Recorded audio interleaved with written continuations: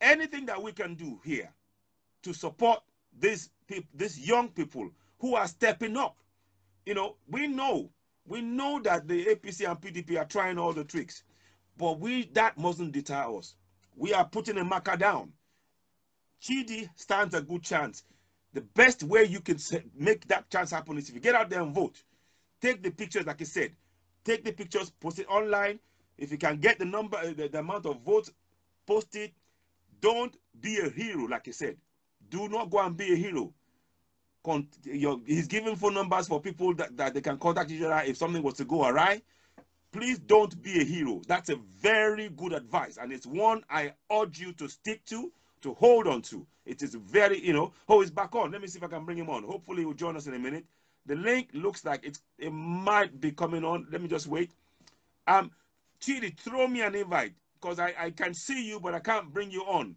So throw me an invite, please, Chidi. If you can throw me an invite, I will bring you straight back on. Let me see. Is there another way I can do this? I can't do it from here because it's coming from there. I can't do it on here. I'm trying to see. Is there a way? So just give us a minute. But oh, it's gone off again. Hopefully he'll join us soon. So look, ladies and gentlemen, what I just want us to do here, we don't need to worry. I like saying this. People, anybody that joins, that follows Citizen AY, you will know I'm going to say the words I'm about to say now. You will know that's what I normally say on here. So please do not take offense. What I'm saying is that prayers will not do it for us. You can pray all you want. Now it's time for action. And what kind of action?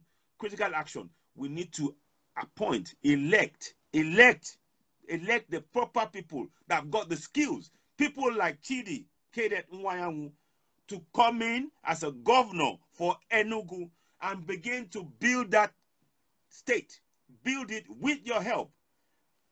We need combined help of you people, of the good people of Enugu State that want to see a better future for the children and the great-grandchildren and the coming generations. To get behind Chidi Nwayanwu. Get behind him. Put your votes out. Do not let anybody frighten you. Do not. It is your vote, it is your right, and you cast that vote for African Action Congress. We need to see a country that functions. As it stands now, under the bunch of APC and PDP, our nation has failed. It has failed. So, and when someone like Chidi comes up, we should grab him with both our hands and hang on to him for dear life to drive us forward. This is a man that's got his own business. He's got a foundation. My Roots Foundation. Go and look it out. My Roots Foundation. So these are people that have accomplished stuff. They've accomplished things. They're not just talking the talk. They are walking the walk. So I'm hoping you can join me. In the meantime, I'm going to just bring Angela on. Let's see. Whilst I'm waiting for him, I'll bring Angela. If you can join me, that'd be great. Because I'm waiting. Unfortunately, these are one of the things I'm going to be asking. I'm going to make a note now. Internet infrastructure. You know, so I'm just making a note so that when he comes, I'll ask him that. Infrastructure, internet infrastructure. Okay. So hopefully, Angela, if you can join me, I'll much appreciate it. Oh, it looks like the whole system is down now because I can't even see anybody now.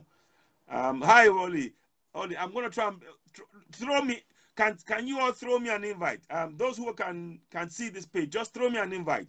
And let me see if I can add you. Because I need to just see what's going on. And that interview was doing really well. You know, and if it does go, we will simply bring back Chidi Kedet Nwayanwu, and we'll continue with this live broadcast. Because I want to give you, the good people of thank you very much, Oli. I'm adding you now. Okay, 1 second. Let me 1 second. I'll do this. Please, through that. Okay, I'm approving you now. Here we go. Right. Okay. So Chidi's not there yet. Okay, I've approved it. Approve. Okay, I'm adding you now. Okay. So hopefully, okay, good, Stephanie. Yeah, I'll just wait for Chidi to join me. Hopefully, but in the meantime, I'll bring Rolly on. Hi. Good evening, my sister. How are you doing? Hello, how are you doing? How are you? Right. I hope you're following the interview. Not really. I have to be honest. Okay, just join. I just go home like about 5 minutes ago. Oh my goodness! Oh my goodness! Oh my goodness! I know you. Breakfast. I know you. Your portfolio carry is a very hectic one. We are having a Brexit conversation, so our hands are tied right now. Our hands are on deck. Yeah. I can imagine. So far. How do you see the Nigerian elections? And it's a disgrace. It's a disgrace. I wouldn't. I mean, you know my stand. Yes. I wouldn't say it differently. It's a disgrace. But why I know it's a disgrace, I personally think we shouldn't dwell on it. Yeah. I think we should move forward away from. I mean, even a little baby, even a fetus in the womb knows that election was a selection. Yes. It was. Right? Yes, it was. At first I thought it was okay. And then when Buhari gave, I can't remember if it's CNN or BBC, he granted an interview before election. Yeah. Oh, the screen is frozen. No! Please bear with me. Hopefully it will freeze or it will unfreeze. I don't know what it is. Yeah, good. Go. Carry on. Whoa. I'll bring you back again. Oh. Throw me that invite again. Let's see, because you were about to say something very interesting there. And I'm hoping that Chidi is going to come back. I'd like Chidi to come back because we need to hear him. It's quite important. I've got a few more questions for him here that I would really like to ask. And the reason why I want to ask him those questions is I want to give the people of Enugu the chance to really get a feel, to get an idea of the thinking of Chidi, the man who will be the next governor. But he won't be that governor unless you vote for him. You need to do your bit. You need to go and vote. And when you vote, watch the ballot boxes. Okay, let me bring her back on. Yes, I'll bring her back on. So, because I wanted that, because she was talking about something interesting there. Let's bring her back on. So, I just hold fire. We're waiting for Chidi to join us. You know how it is. Nigeria. Oh, yeah. I'm back on now. Sorry, I don't know what happened there. That's fine. Yeah. What I was saying, you see, in as much as we have, what's the name? In as much as we have the selection. Yes. I think at first I believed in a Nigeria that would work, and I thought, to say I'm disappointed is actually an understatement, because I thought Sowore did a very good campaign. Yeah. I think the diasporans, I think, personally, this is my review anyway. That's fine. For us, diasporan, I think the Nigeria we crave for is in our hands. Yeah, it is. I agree. Right? I agree. And there were two things that caught me during the election. The first was I think in the diaspora we're kind of divided. Yes. The first, there are some people who still want these old slave masters. That's what I call them. I agree. All right. We still want them. And I was quite surprised that a lot of diasporans were campaigning for APC and PDP and all the P's and all the C's. And then you also had some diasporans, funny enough, who obviously were campaigning for Sowore. And it was quite funny because somebody, I think a few days before the election, somebody had sent a message to me and was asking why I supported Sowore, but I didn't have him on my page. And I said, well, the kind of job I do, I can't I can't do such on my, but obviously everybody that knows me knows Sowore is the person I support. Indeed. So anyway, away from that, I was just surprised that a lot of us who are in the diaspora, and I think this is a conversation that we think probably need to have maybe some other days, you know. Absolutely. But I think those of us in diaspora, we've tested what a good system should be. And if there's anything that really gets me excited is the fact that we are having diasporans who are coming out. to demand a better Nigeria. I was saying to somebody earlier, I said, the Nigeria we want is right in our hands. And like Shawari always says, we shouldn't be using Nigeria to threaten our children. We should, our children should be so proud to say, oh, I'm coming home. Right? Indeed. But there are two conversations in between why we are saying this. There are two conversations. I think while it might appear as if Shawari did not win, why it might appear, and I'm using the word, I'm choosing my words very carefully. Because I think if the election was done properly, those calls, I don't think those calls were the right calls, in my view. Right? I agree. I agree. PDP for APC, because there's one thing, if there's anything that Shawari has done, I think he's woken the giant in everybody up. Right? And I think it was quite interesting because even on Twitter, Instagram, people are having this honest conversation. Absolutely. People are demanding things. And I think it's quite interesting where you look at Saraki. I think I can't remember the video. I think it was a few days before the election, and the people were like, "Oh, Saraki only." That would have never happened in a while. It would have. Even Buhari. Remember when Buhari won in? Well, don't let me say he won. Remember when he got himself into power? Election again. No, in 2015.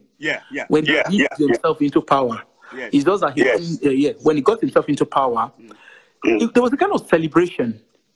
But this time around, because they knew they've done something wrong, if you notice, that celebration is not existing. Exactly. Right? I have friends in the diaspora who voted. No, network again. No. This is frustrating. No. She was just about to. I mean, Oli is a great friend. She's someone that, she's got. Someone I think she's pivotal in many areas and things that we need to be doing in Nigeria. So for me, please, the words she says, Chidi's here, fantastic. I'll add you straight away. Let me see, Chidi, I'm adding you right away. Good. Listen, Oli, that was brilliant. Shame the camera went. Shame the thing broke. But I'll bring you back in, Oli. But Chidi's here right now. Thank you very much. And guys, thank you for hanging in there with us. Thank you. Welcome back. So no. So I know the network was a problem, but and incidentally, I'm going to ask, how are you? What plans do you have as a governor for Enugu to address this internet internet infrastructure, the internet issues? Data, expensive data, not functioning, lack of electricity, all of those things. Can you give us a bit of an idea of where... You see, under AAC's manifesto, the Spicer Heat, we had taken care of communication and energy and power, and we had talked about employing other sources of renewable energy like solar, wind turbine, and all of those things. But, there are things that a state governor cannot do because of the kind of government that we have and the Constitution of Nigeria. Apart from the Constitution... Please, don't freeze again. Don't freeze. No, don't freeze, please. Don't freeze. Oli, hang in there. Angela, hang in there. I will bring you guys back on. Go on. Yeah. Go on. Oh, network. Oh. Yeah. Okay. Yeah, that's fine. No problem. No, we know it's Nigeria. Okay, so there are no go areas that the federal government has reserved for themselves, especially in areas of power, in areas of mining and minerals and a lot of those things. But I also know that in the early 80s, people like Governor Jim Mobo, okay, Yeah. who was from another party, even that was not the party that was a ruling party. He was able to look elsewhere. And with that, he was able to build the first state-owned university in Nigeria, the then Anambra State University of Technology. He was able to, it was because of him. It's all right. Don't worry. We know. We just.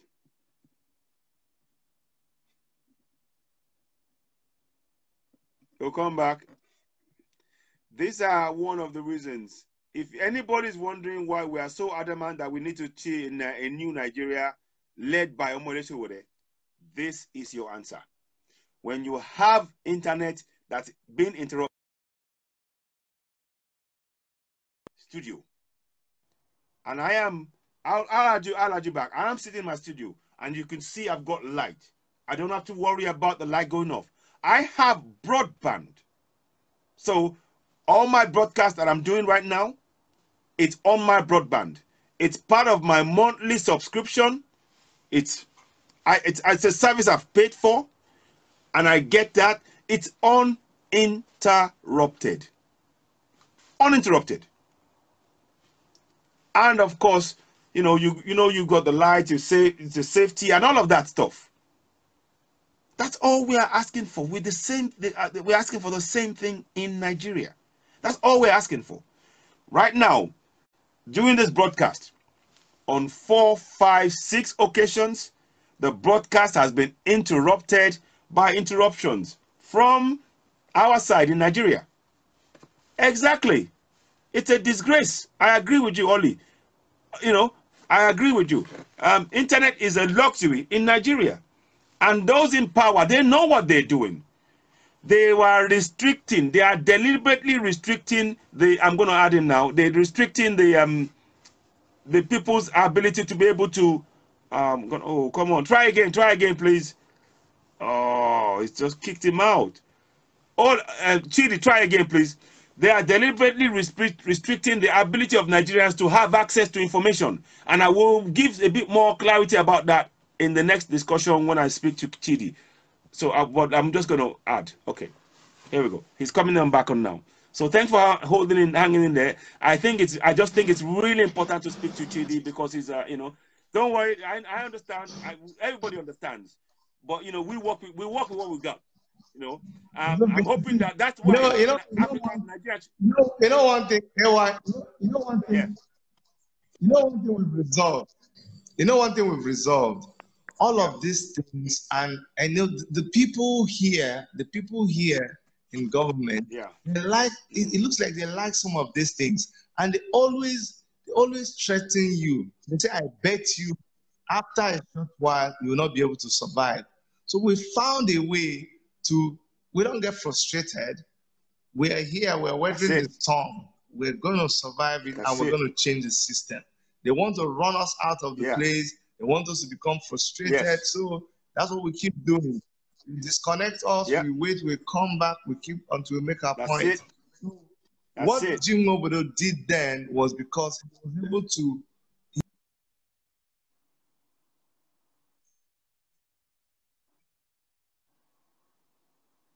They're back again. Ladies and gentlemen, I think we can see that there's something here that we have been interrupted. And I'm actually quite angry about that. If you're not angry about this, to make you want to vote, you carry on. It's a network, and Nigeria being what it is. Carry on.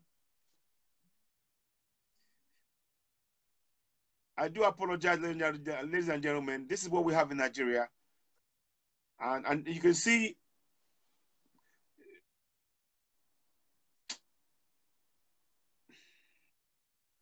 it actually makes you very angry. I'm actually very, very angry and upset right now. Because there's an opportunity. We're trying to talk to a governorship candidate, and this is happening.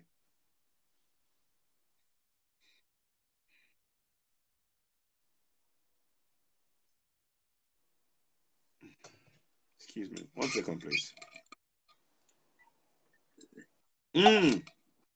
Thank you, Oli. I will ask him that now. What will Chidi do to enhance and encourage Eastern young entrepreneurs? Yeah. Go on. Go on, carry on. It's a network. And I do think we have been interfered with here. I do think so. Unfortunately, it's unfair. We are being interfered with. And I don't say that lightly. I don't say that lightly. You know, because on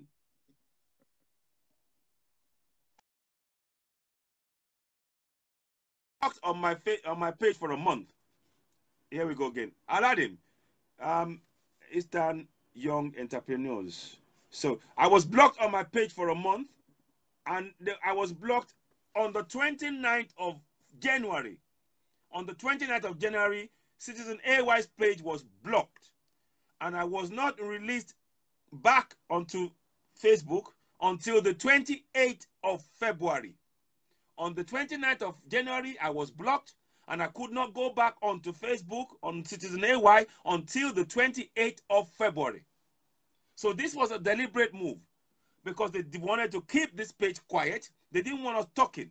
But they won't stop us. I found other means to talk as much as I could. Yes, the impact wasn't there. They didn't like the fact that Citizen AY's page can reach 1.5 million Nigerians. They didn't like that. And all we are talking about is the truth. We're not interested in telling lies or cheapening someone else's name. We just want the people to have the opportunity to make a right decision, an informed decision about who is going to be their leader, be it governor, be it the House of Rep, be it senator, be it president. All of these positions. We want people to have the ability to be able to make informed decisions, and we are interfering with us like this. Welcome back, and I admire your patience. I truly admire your patience because I'm really angry right now. I admire your patience, my brother. Carry on. Carry on. I understand. It's a network. They don't want us talking at all. They just don't want us talking, and that's what they're doing. They don't want us. It's frozen again. They just don't want us. Exactly. We have to demand for a better Nigeria.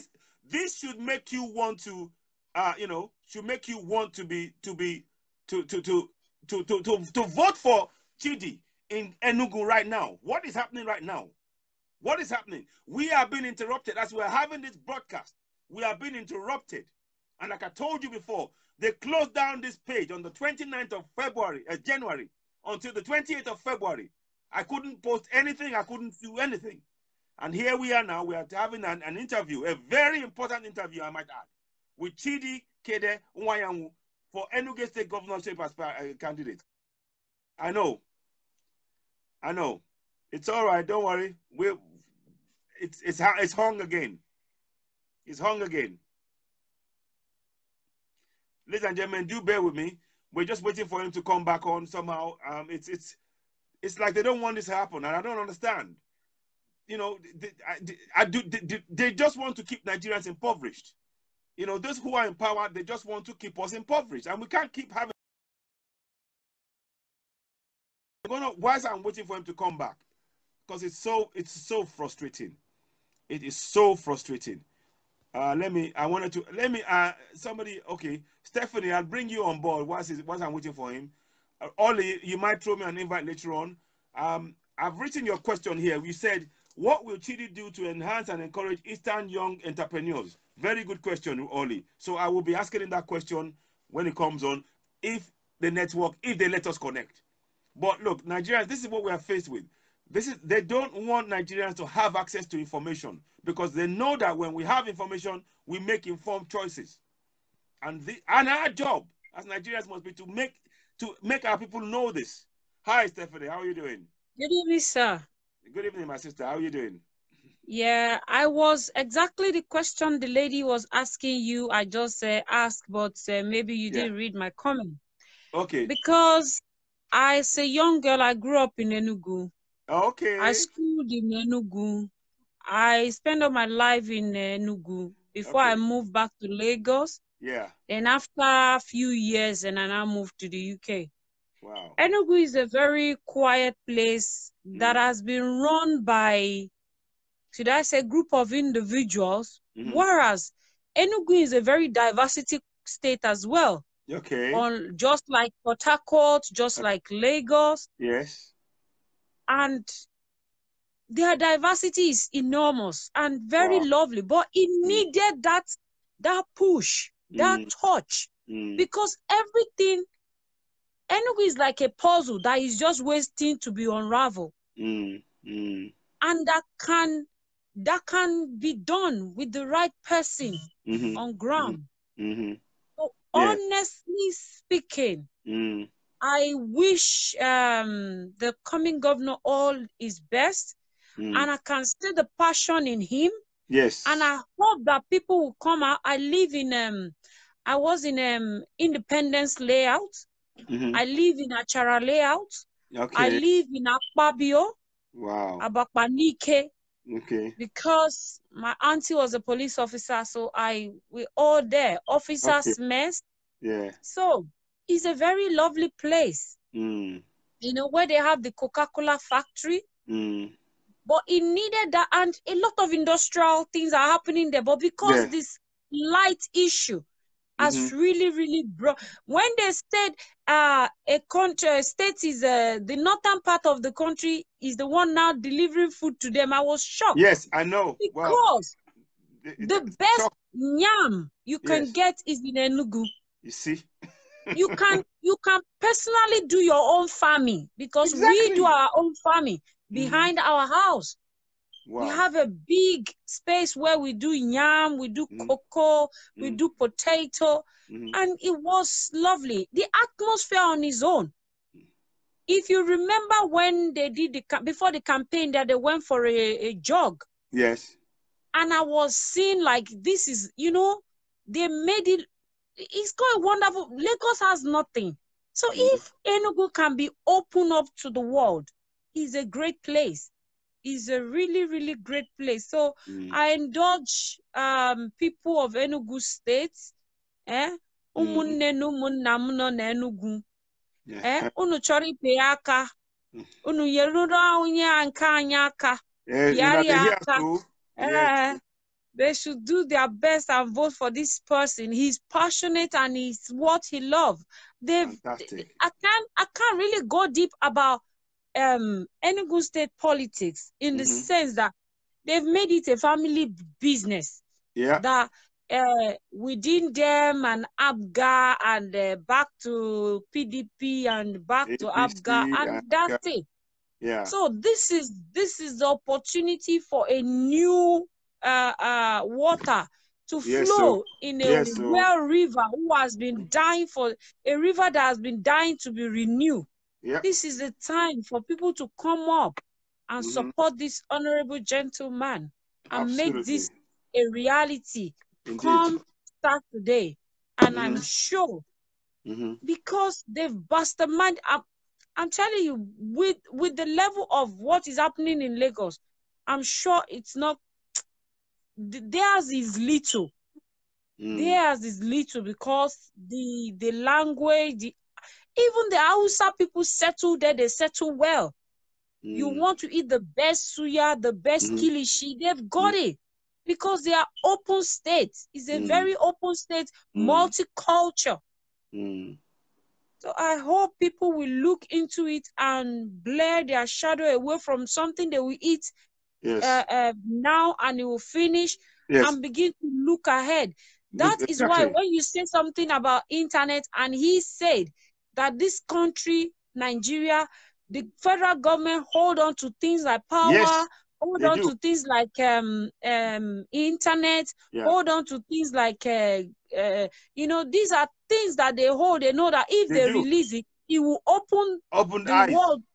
It will open the people to the world, because every little person, when you see that internet is like pure water, you will want to go into the internet and see what's going on. Exactly. And you'll be able to understand. But they know if they release that, it's an enormous way of making people educate themselves without being educated. Exactly. But as for that state, It's a place I know you can't access not to go to school. No. I went to police children's school, Enugu, so I went.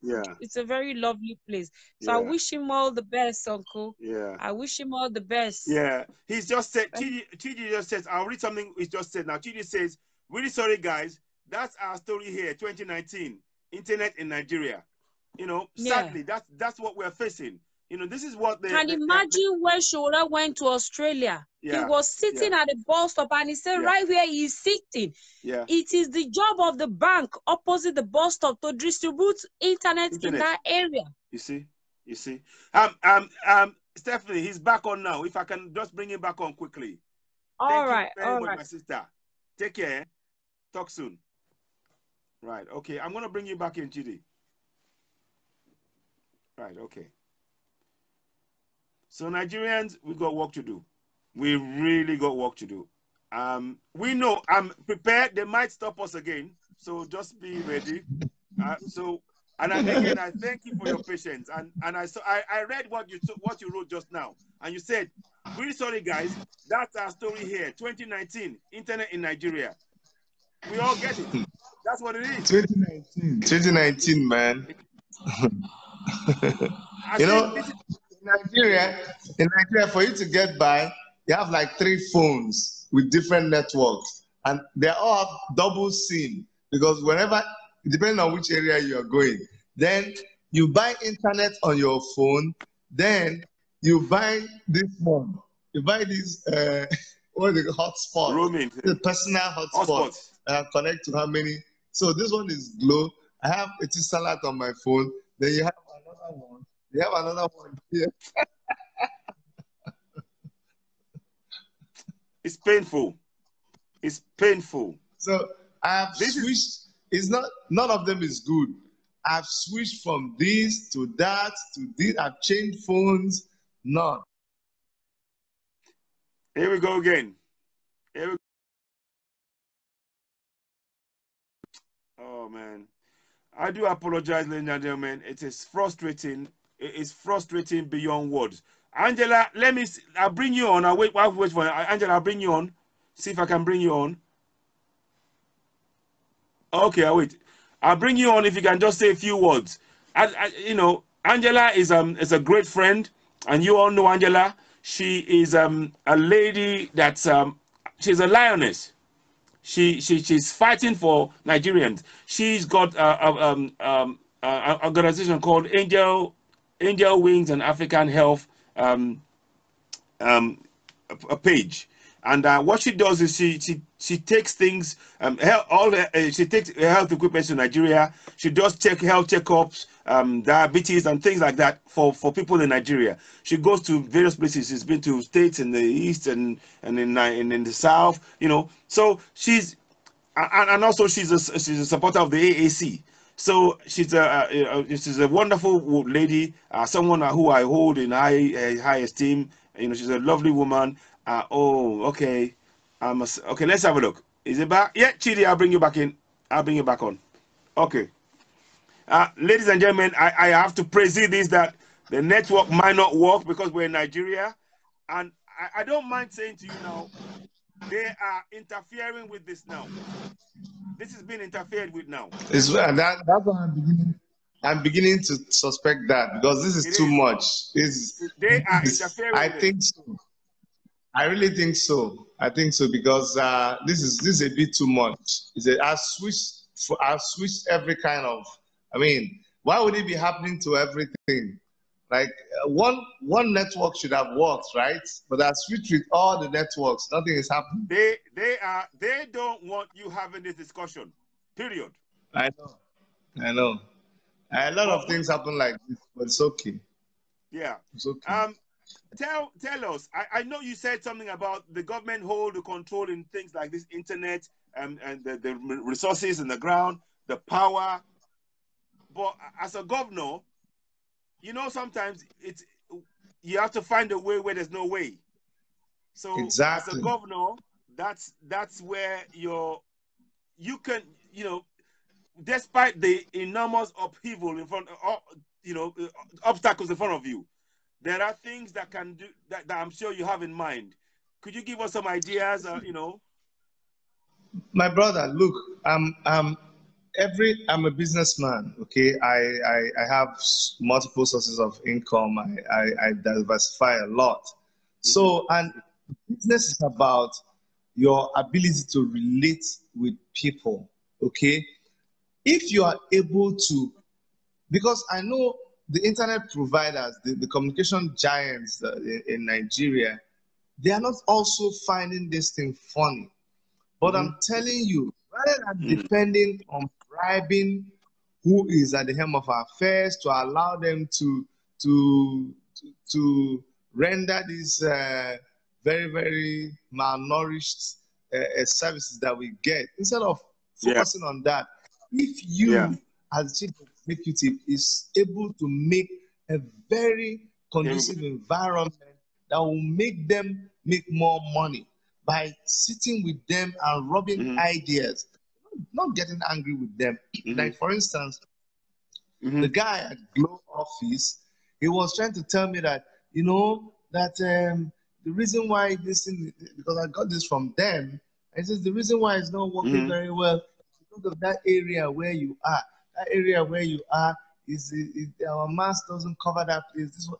See, if you sit together with them and make them understand that you are the chief executive of the place, you're the chief security officer of the place, and chief security officer is not just guarding people. I'm talking about economic safety. I'm talking about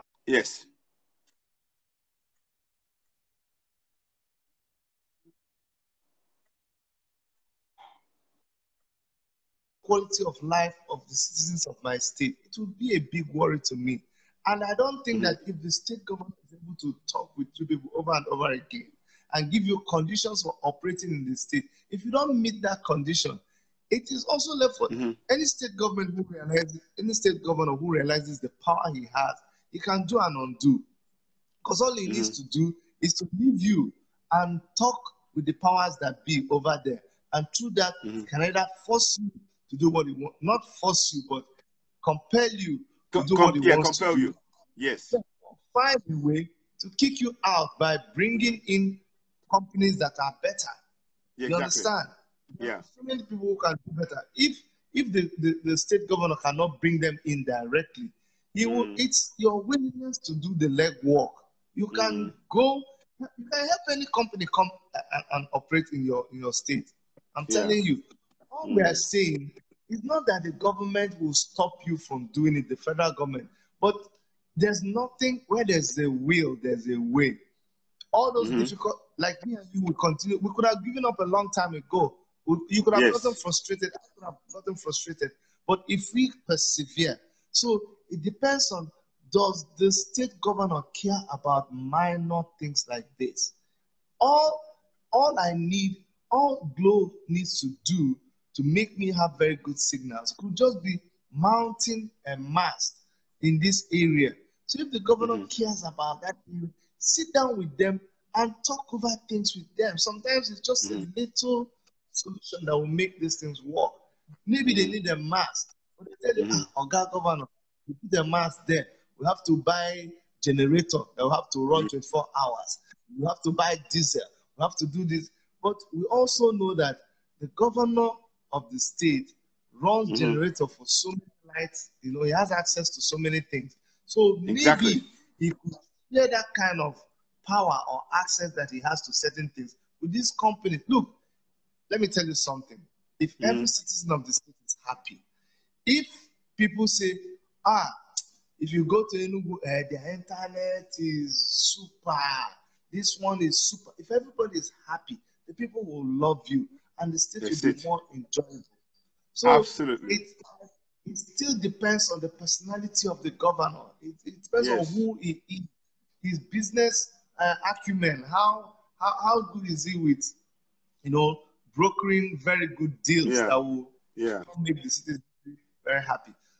I'm telling you, he has to know how to apply the power that he has. But if you don't care about things like that, like if they tell you that, okay, people's internet is dropping, and the governor says, which one concerns me with internet now? Me. The government to talk about. Yeah. You know, that's what our people don't think that is an issue for them to talk about. Exactly. Not me, exactly. Governor, talk about internet again. You know? But it's got to. The governor can summon a meeting of all the telecommunications people here and say, you know, this is not about federal government. If you don't, just like in Canada, if you take, and people always say, why do you refer to these places? I refer to these places because the people there are human beings like you and me. Even Nigerians are working in very sensitive positions, managing these companies over there. So when we make those references, we make them because we know it is possible. You can summon over there if you have so many drop calls from your from your communications provider. You can you call them on the phone and you request, and they will compensate you for those times because there's a record showing times that the call was dropped. So if you summon all of them, I tell them, this is our benchmark. You must prove. Let me see where you have your mass. If your mass is not in this area, that area will not allow you to operate in the state. Because these companies, they know what they're doing. They get away with all of those things. They do. They get away with those things because there's nobody to question them. No. All they have to do is give money to a few people, and everybody keeps quiet, and they keep looking at people of the state. No, I mean, that answer there, I thank you very much, is comprehensive. We all know what's at play here. Now, the issue, however, unfortunately, is it impacts the people. Now, what steps will you take to empower Enugu people, to empower them so they have access to this information, and they know they are more aware of their rights? What critical steps do you think you have in place for them? Because each and every Enugu citizen they have a right to have good internet, to be able to allow them to access to good information, to make important decisions about their lives.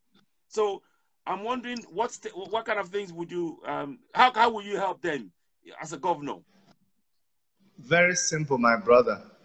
We're going to have a government complaints center, just the ordinary call center that telephone companies are. That my brother AY, almost every company has customer service. That when there's a problem, you call.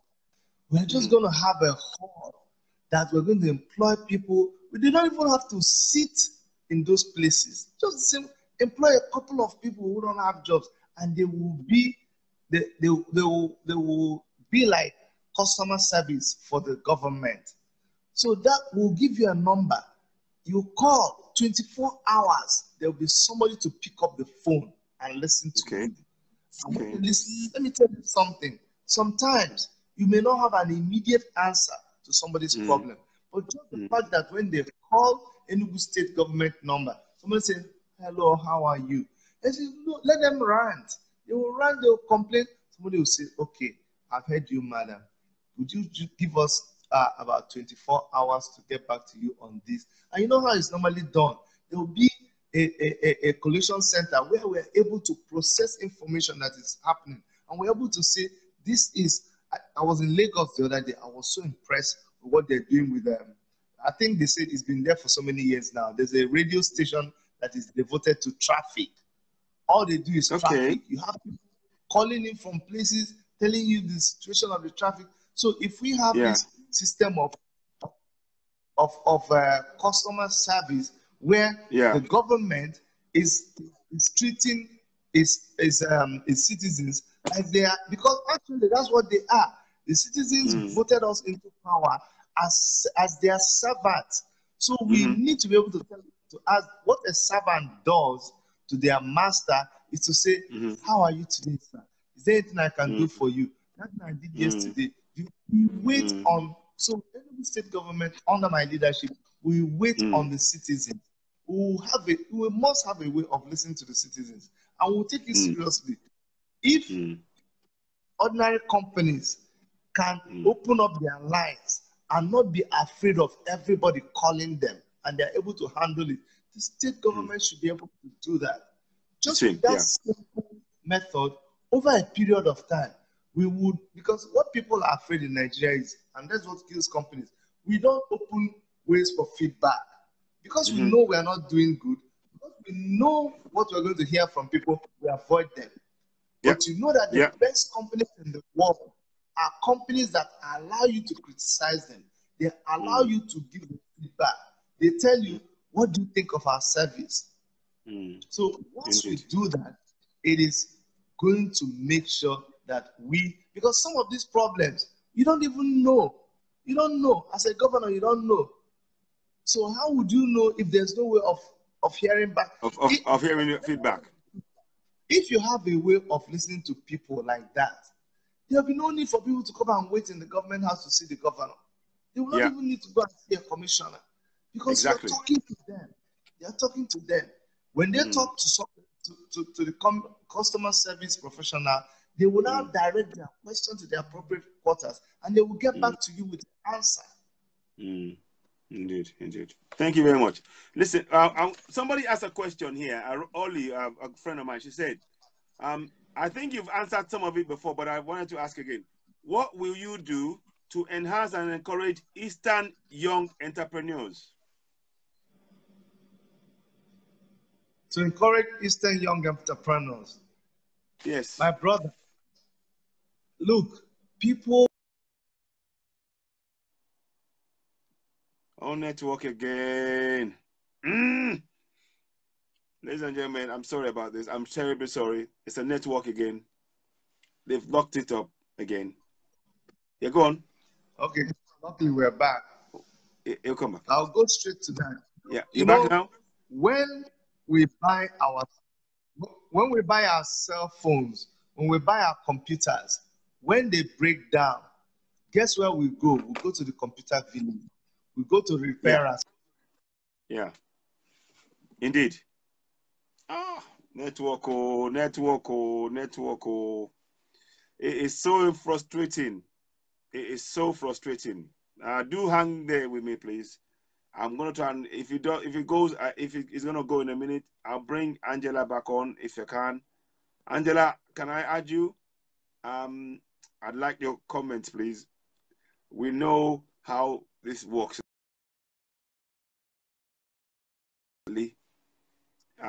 Yeah, it's blocked out. I'll see. Opheres. Somebody throw me whoever wants to come in, please throw me an invite. I'll add you, and we'll talk until Chidi comes back in again. We know, I mean, you can all see now. I spoke to Stephanie earlier on, and we spoke until I told her, oh, Chidi's here, and she left the broadcast. So we know that it's not my line, it's not here, it's down in Nigeria. So we know that it's been interfered with, but we don't mind. We don't, however much they interfere, we will continue, because we need to change our mindset in Nigeria. We've got to change it. We've got to change this mindset of I'm the one and you don't do anything else. We're tired of it. Oh, he's back. Okay, let me do this. Let me see. Okay, I'll add you now. Okay. I am, okay, hello. I know. So what we need to do, AY, what we need to do, AY, is that we're going to empower these young men, okay? They already have the skill. We already accept them as the ones that fix these things. So we are going to empower them in such a way that their little business will be developed into a big business. Okay? How do we empower them? The ones that will give them soft loans, some of them don't need heavy money. We give them soft loans, make sure that there's a rail line in the market. On that rail line, we have all these young men. They have laptops and they are on one rickety table. There's so many of them. Okay, so we're going to make sure that we empower them, make sure they stay in an environment that will make, because if you are able to move them from just staying in that rickety place, okay, they will earn more money and they will be able to excel in whatever they are doing. So whatever skill that they have, even in music, a lot of these young people, they all have their demo tapes. We will be able to it doesn't take much. We'll establish like, unfortunately, do you know that in Enugu State budget for this year, there was zero allocation to the youth. Zero allocation. Zero allocation. Go and check the budget of Enugu State. Nothing was allocated to youth. But my government, the government of AAC in Enugu State, will not do that. We will, because I've gone to these boys, I've talked to them, and I said, what do you, I went to talk to them, I said, what do you need to expand your business? And you hear the ridiculous amount of money that they will tell you. They'll say, if I can get 300,000 naira, if I can get 400,000 naira, I'll be able to rent a small shop. My brother, 300,000 is less than $1,000. And that is what makes somebody's life. So imagine how many people you can empower. And what the wicked government in Nigeria did is that instead of empowering, I see it is wicked. Because instead of empowering people, instead of empowering them to get out of poverty, they held back that money and kept people poor until election. So now during the election, when they bring out their 1,000 money or this one that our uncle Banjo is doing, trader money, they waited. It was time for election and they started giving them that money. If you have empowered them, if you empower them and get them gainfully employed, doing what they're doing, earning enough money, they won't be after your 1,000 naira. No, nobody will come after. They won't be interested. No, they won't. They won't. The guys that make shoes, they make shoes. They still make shoes with hammer and they still grind it with sandpaper. If you equip them with the right tools, like I told you, I'm into construction. Everything is power tools now. But in Nigeria, people will roof a whole building with all these their mighty roofs in Nigeria with hammer and nail under the sun. Under the sun, back. All over the world now, what they do is they use power tools. Yes, it's done. Yeah. And they're done. They still saw the wood to frame that whole mighty thing you see, like Pyramid of Egypt, that kind of roof they have in Nigeria. They have to saw it with hands. By hand. In 2019. It's not good. Not good. No. That's what we're going to do.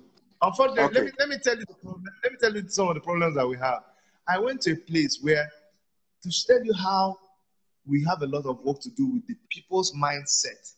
I went to a place where, they call them labor markets. You know, the labor market is where, in the interpretation of labor market here is where people that carry their hoe and their shovel early in the morning looking for work. So we go to that labor market and I say, guys, those of you who don't have a skill, all you're doing is just to go and serve medicine or break wall or carry things on site. You don't have a skill. I want to see you. And they came out and I held a meeting with them. And I said, I'm going to train you guys and give you a skill. I'm telling you, not far from where I stay here, because every day I pass them, I see them. So I stopped and I told them to organize themselves. And they wrote their names. There are close to 56 of them. And what I planned to do was to hire a mason, hire a carpenter, hire a painter, the basic things. And I will pay them to teach these people for 2 months. After that, they will now have a skill. They'll have a skill, not just that you just go there to become a laborer. You know, the day that we came back to actually start this program, you know what they told me? I said, Oga, we don't look this thing, oh. And as we see, say, you be politician, better make you just give us money. We don't want the training. Just give us money. I said, how much can I ever give you that will be better? That will be enough. That's how that program ended. They didn't want to take the training. I said, okay, now, bye-bye. Very good point you raised here now. Now, one of the things I like to you talked about the mindset, and that the mindset of the Nigerians. Can you hear me? I can hear you. I can hear you. A1. I can hear you. The mindset of the Nigerians, you know, have been so corrupted by the thing, by this Bible and the Quran that we've been forced to read since the age of 4. So much so that our people, they don't think outside that box. Now, here's a little proposal that I have in mind. To date, I did a little sample test to ask Nigerians about the Nigerian Constitution, and I would say less than 1% of Nigerians have ever heard of the Nigerian Constitution. When I ask people, they go, Constitution, they start singing the national anthem to me. I say, no, the Constitution of the nation. Oh, that one. Oh, I've heard about it, but I don't know. So I said, do you know you have rights in there? And they go, oh, I don't know. Then I start telling them about the rights. You have a right to life, Section 33. They go, oh, I didn't know that. You have under Section 15.3a, the government must provide facilities to ensure the free movement of goods, services, and people throughout the federation. You know, when I start quoting that to them, and they go, I don't know this. So it got me to now do something where I have a page. I'll put it on here for you so you can see it. A website, and I created a website, and it's called www.citizenay.org. On there, the first thing you will see is the Nigerian Constitution. What I tell every Nigerian to do is to download it and to just begin to read it. And I'm encouraging the young ones, particularly if you can teach from the age of 4, you know, you start impacting their mindset. Is that something that you could do in your state? Is that something that you could help to bring the consciousness of people up? Because our people don't know their rights. So that when you now give them opportunity, they make the wrong choices because they're not aware of the rights that they have. Does that make sense? Now, yes, it makes a lot of sense. Listen, Citizen AY, see, ask me why they don't teach us history. Why did they remove history from the Nigerian school? They don't want people to know their history. So they don't, Good. So they can, you know. Exactly. So that's the problem. See, if a responsible government does its due diligence in terms of its duty to its citizen, there may not even be a reason for the citizen to know the Constitution. It is important, very, very important. But the government that we have now will not teach you, because if they teach you, then you will know. And you will ask them questions. Exactly. So, but a government like mine, who already realizes that I am a servant and that this is my responsibility to, just by performing your responsibility towards your citizen, you are already applying the principles in that constitution towards them. Because in doing that, you will actually educate them through all of those institutions that are supposed to educate them. So they will know their right. Exactly. So when a policeman comes in a quarrel, he will first of all tell you what the policeman is supposed to be there to tell you what your right. But a policeman will actually break off the sign that says one way. He will break it off so that he will stand there and catch you. So that is him making sure that you don't even know your right.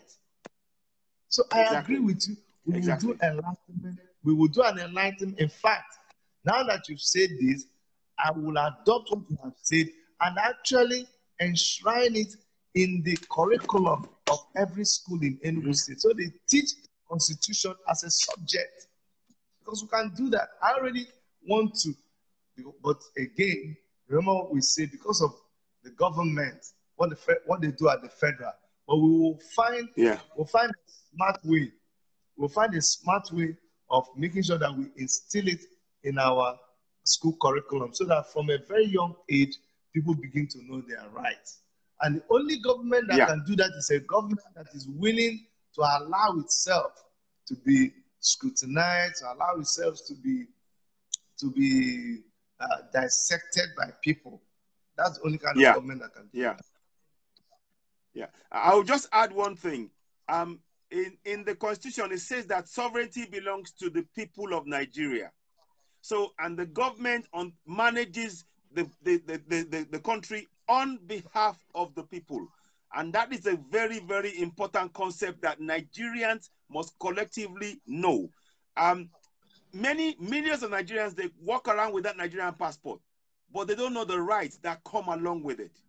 with that Nigerian passport, if we all knew our rights, no Nigerian will be shot or killed outside Nigeria or inside Nigeria without anybody having to go and make extensive research, understand, review of what happened, and they would have to make a report, to Nigerians. But because we have been so brainwashed with all of this other stuff, Nigerians don't know the rights that they have that comes with being a citizen of Nigeria, and that's what we need to address. Because once you know those rights, then you know that you can ask the right questions. Right now, if you go and speak to a Nigerian and say, "Do you know your rights?" "Oh, I can do whatever. I can walk free." No, that's talking. But the words laid in the Constitution is so powerful. Section 1, subsection 3 states that if any law goes against the Nigerian Constitution, that law shall be void, and the Nigerian Constitution shall be the one that supersedes it. So, be it your Bible, be it your Quran, the law of the land is none other than our Constitution. And many don't know that. So, but people will go and believe in the Bible 100%. They will believe in the Quran 100%. But even those two, when you combine them, they don't stand a chance next to the Nigerian Constitution. And that is a concept that many Nigerians need to understand, because it impacts how we make decisions. Because people believe, oh, the Bible is everything, the Quran is everything. But no, I mean, I'll read something to you just before, because it's really important to wake people up. Yeah.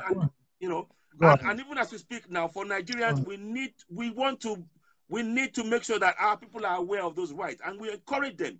And when I found this out myself, I'm a 52-year-old man, and it took me, when I'm past 50-year-old, to find out about the Nigerian Constitution. That's a shame on the Nigerian government. It's a shame on the entire system. It's a shame. And I had to read it up. And I've been reading, and I've read up to section 112 now of the Constitution. And I'm reading it twice a week. And I'm showing everybody else. Because that is the information that we need. Without that information, we can't build anything. We can't. For sure. I'm sorry. I'm sorry. It's not you personally, please. I'm just. Go ahead, please. I'll read it to you. Right. Yeah. Okay. So now it says here, if I can get it to turn. Okay. Now the Constitution is supreme, and its provisions shall have binding force on the authorities and persons throughout the Federal Republic of Nigeria. That is section 1 of the Nigerian Constitution, right there. It tells us that that Constitution is supreme, and it's binding on everybody from top to bottom.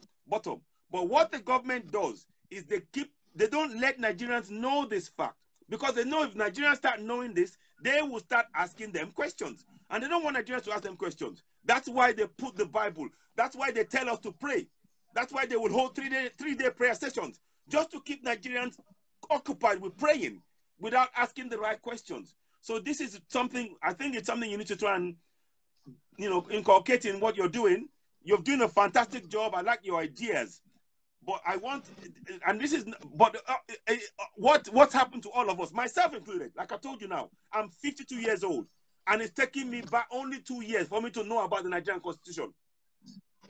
You know one thing? Yeah, you know one thing, AY?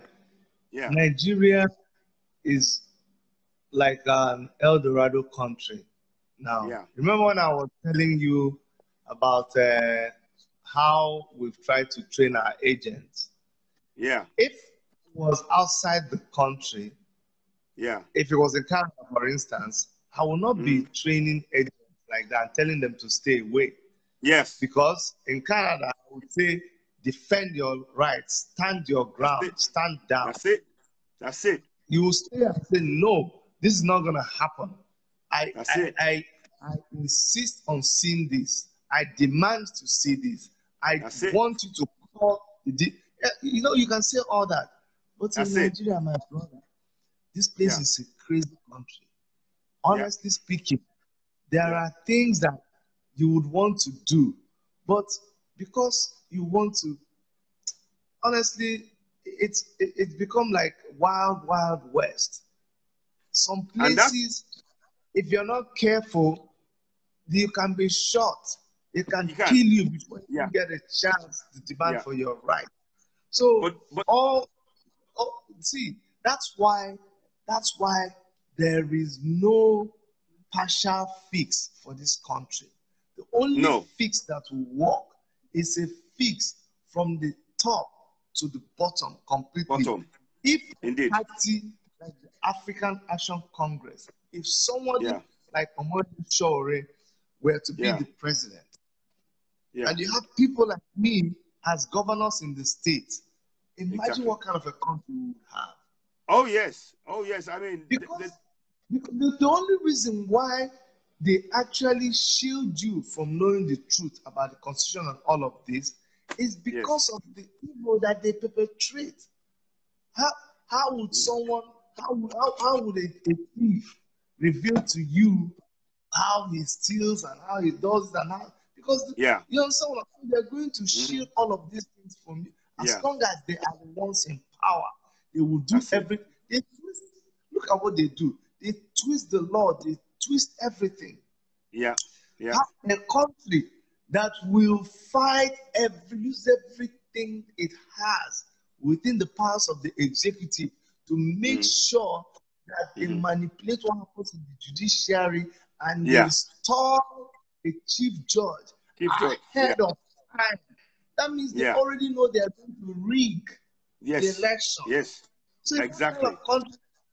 Why would they want to teach you the Constitution? They've already abandoned the Constitution completely. Exactly. Or they will turn the Constitution upside down to make sure that they confuse you. So, except we are willing to sack this whole system and start afresh, there is no way it's going to work. Because the people in the system are polluted. I will say something. The best way to do this now, that's why I say, when I talk about the Constitution, it is important we start with those from the ages of 4. Because you see, when they have that information from the time they're young and they continue to read it, as they grow, they will grow with that knowledge. You are connecting wires in their brain to make them know, you've put them, there's a compass, you put a compass in their brain and they will be going in the right direction. But you know the danger there, my brother. Why I'm looking for, first of all, we have made our state now, and we must continue till it's a revolution that has started. The danger that lies right now. Don't get me wrong.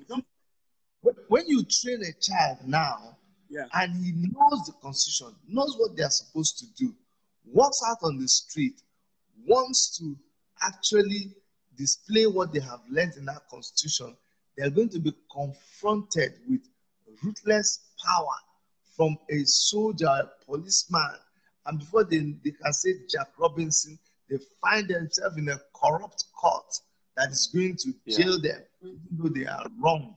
So the whole system is warped. The whole system doesn't work. I agree with you. We're going to teach them. So what we're going to do is we're going to teach them 2 things. We're going to teach them the Constitution. We're going to teach them how to be streetwise. So that, yes, we have the Constitution, but let us know and get ready for when the conditions are right. When we have to teach them how to manage that constitutional rights of theirs within the Eldorado, within the called Nigeria. Otherwise, people can just get themselves shot trying to put the Constitution. The other thing I would like to say is that it is important that the elders are also taught. I've got a plan in place where I am trying to reach to have this constitutional a course in 774 local government areas across Nigeria. So they'll be teaching them in Yoruba, in Hausa, in Igbo. So that way, because you see, even the army officer, the policeman, they don't know these things.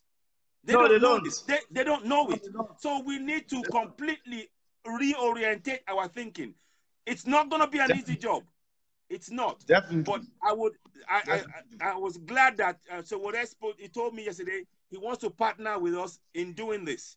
And somebody has actually come on board. So we'll be doing something about that. But I know that it is something we can talk some more about. Citizen AY, I will tell you right now that Worship Media will partner with you. We will help you with videos, and we do video productions. We have a large network, and we will help you with that anytime that you want. Okay, brilliant, brilliant. I appreciate that. So anyway, we'll pack that to one side, but it's a very, very central part of what it means. We don't know what it means to be a Nigerian citizen. We don't. And that is destroying everything we are building. Unless and that's why we don't have patriotism. So but anyway, we'll put that to one side. Now let's get back to what you're trying to do. Because we got night and match. There was something that came to my mind. You know, when we're talking about health services in Enugu, we under that we have plans to do a lot of telehealth where we partner with doctors abroad, and you can even do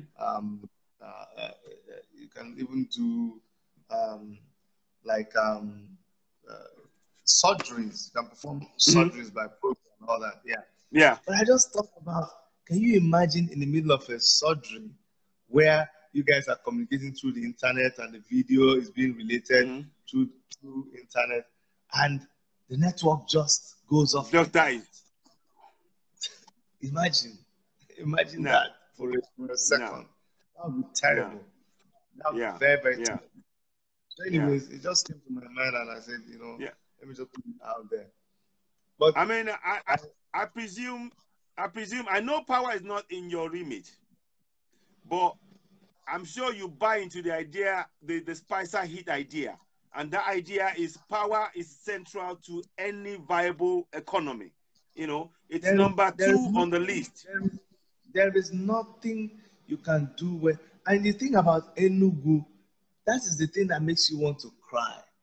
And that's why we must fight we can't change this government except we climb at the top.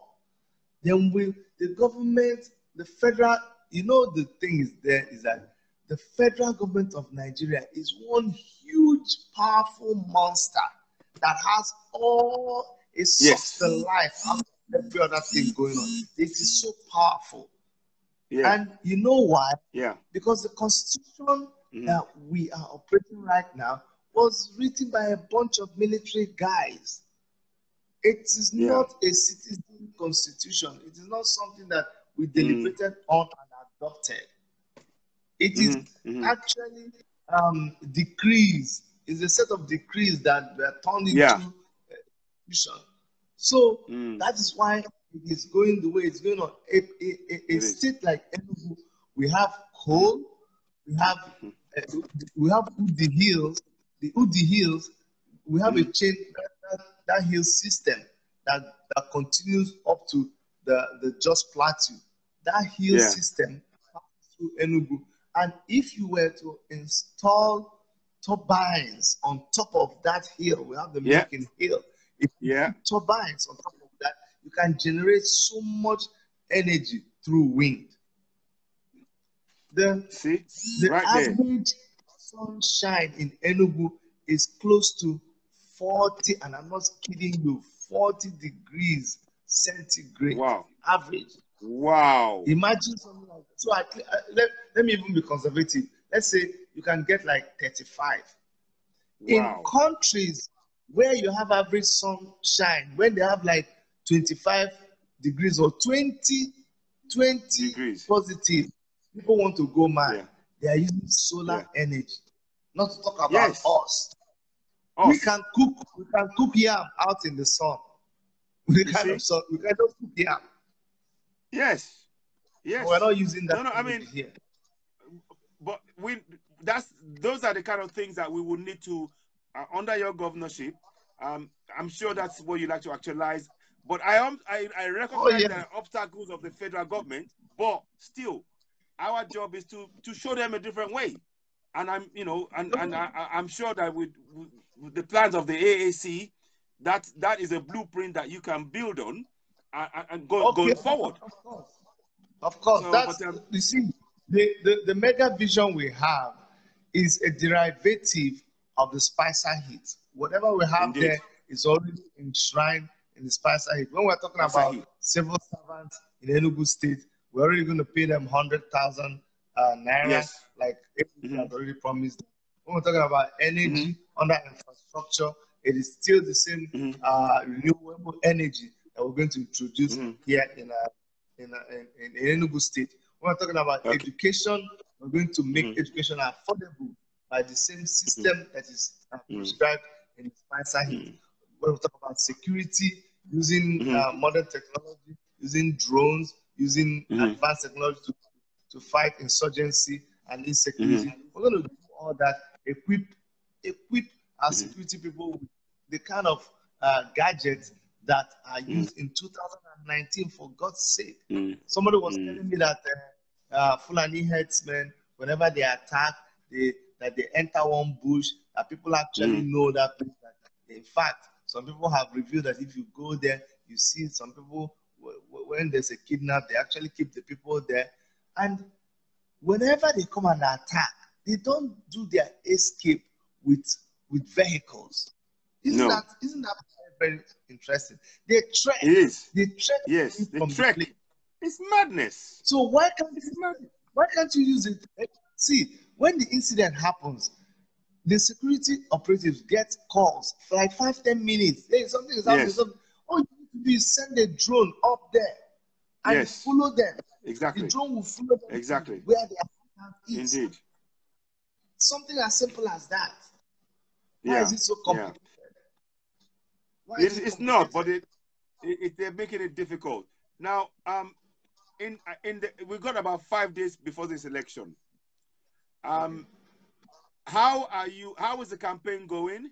How are you? Well, I suppose you can't campaign now, but how are you sensitizing the Enugu people, in this period that we're in? How are you?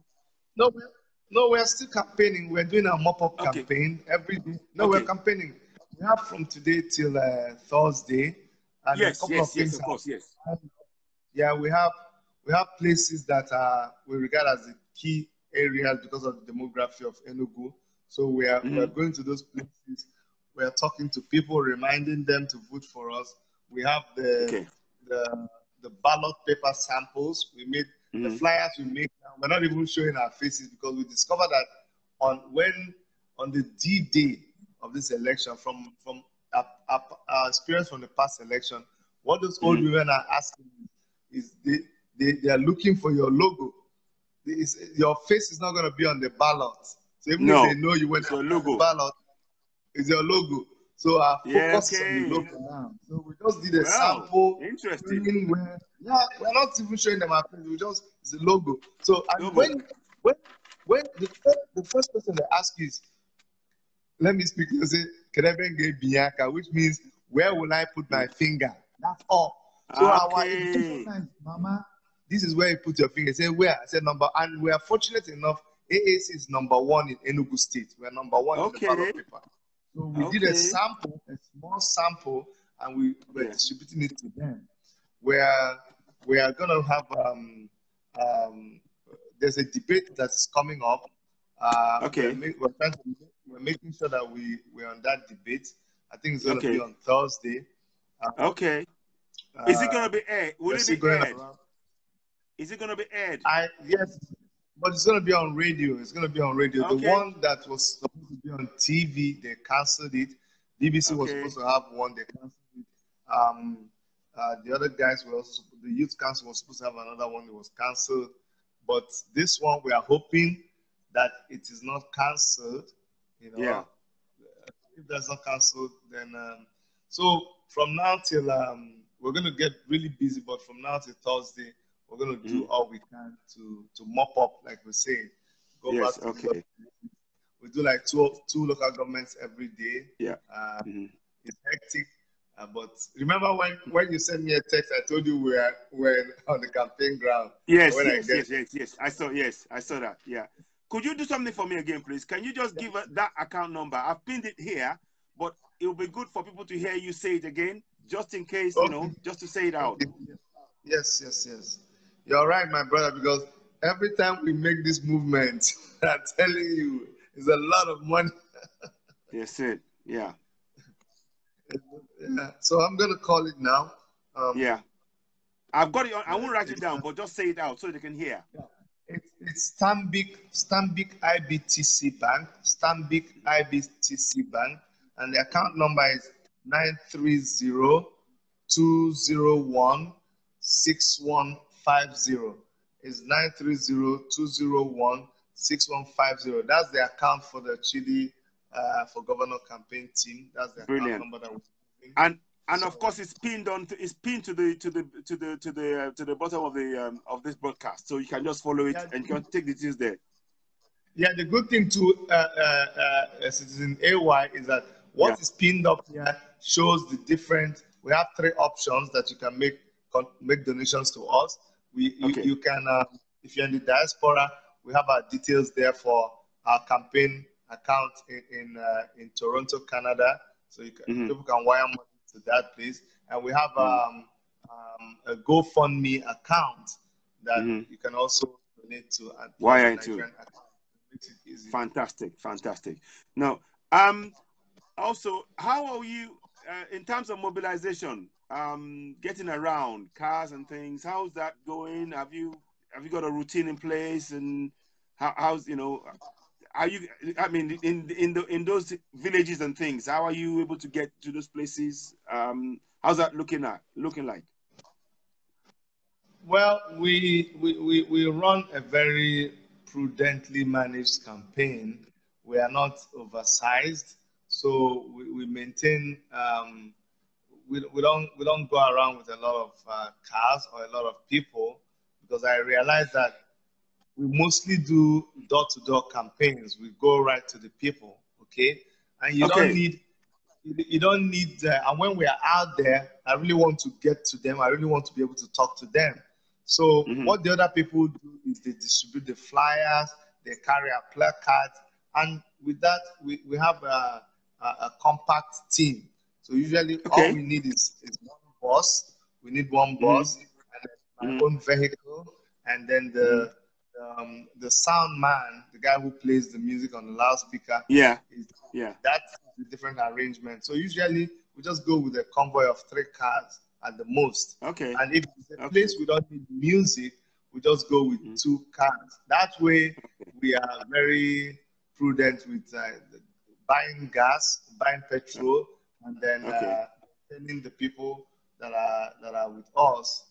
So that's, we try to keep it very, if we need to, except in very volatile, if there's a volatile place or a place that we think there's need to go with the police, we may want to twice go with the police, but otherwise we just go and then we just go and talk to the people. We run a very low profile campaign. Brilliant. Quick question. It was recently found out last year. Apparently, the people in diaspora, yourself included, we sent back home $25 billion home. Now, I'm sure of that. There must be a sizable chunk of that must also have come into Enugu as well. So, what I'm wondering is, in light of that fact, is there a way that can be factored into the discussion as to why it is unsustainable for that to keep happening in a state where you have a huge potential for earning those income? To vote for AAC. Man. Oh, Lord. Ladies and gentlemen, you know what's happening here. I wanted to just get that information in. It's painful. It's painful. It's painful. I hope he joins me again, because I wanted to just ask, what I was trying to get to was, there's a huge chunk of, there'll be a slice of that 25 billion that's coming into Enugu. And that could be one of the things I'm hoping that he could use as a motivating factor for people in Enugu to now decide to vote for AAC, so they can take control of their own finances using the resources at their disposal, and build that, and not have to rely on money coming in from diaspora. We need to change that mindset of dependency. You know, the buying of foreign goods when we can make our own makes us dependent. You know, they're waiting for money from diaspora to keep our lives going, when we can actually get the funds by tilling the land, by agriculture, by transportation, by creating employment. You know, we need to change this mindset. So, but that's why I wanted to. Oh, here we go. Yes. Here we go. Yeah, I got him back.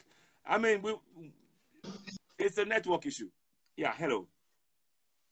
So hopefully, yes.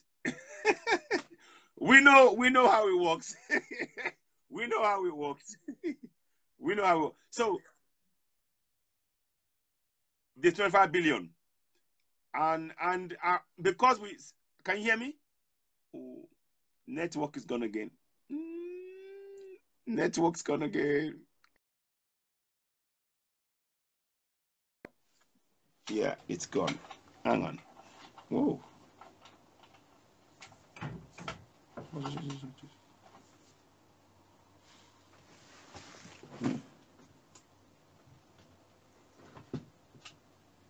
Shiggy. Hello? Yeah, it's off again. So yeah, let me just try again. Whilst I'm waiting for her, I don't know if Angela can join me. I know I tried to add you, Angela, earlier on, but it wouldn't work. But listen, it's if we don't get to do this again, if it doesn't work, I hope it does, because I'd like him to make some closing statements before he goes.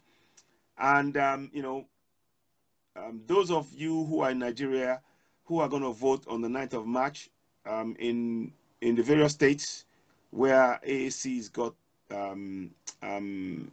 candidates, governorship, House of Assembly, please, we need you to be, you know, to think about your future.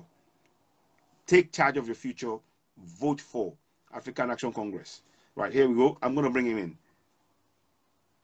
Okay. Oh, okay. Sorry, 1 second. Not coming. Okay, I'm doing that now. Okay. Yeah, I'm adding you now. Adding you now. By the way, ladies and gentlemen, I must thank you all for being patient. I have to thank the audience for being patient despite this stop, start. I thank them. You know. So, but yes, quickly. Can we? Are you using that 25 billion as a motivating factor that to try and encourage Enugu people to understand that it is unsustainable to be dependent on diaspora, always sending money back home? So please repeat the question. I didn't get.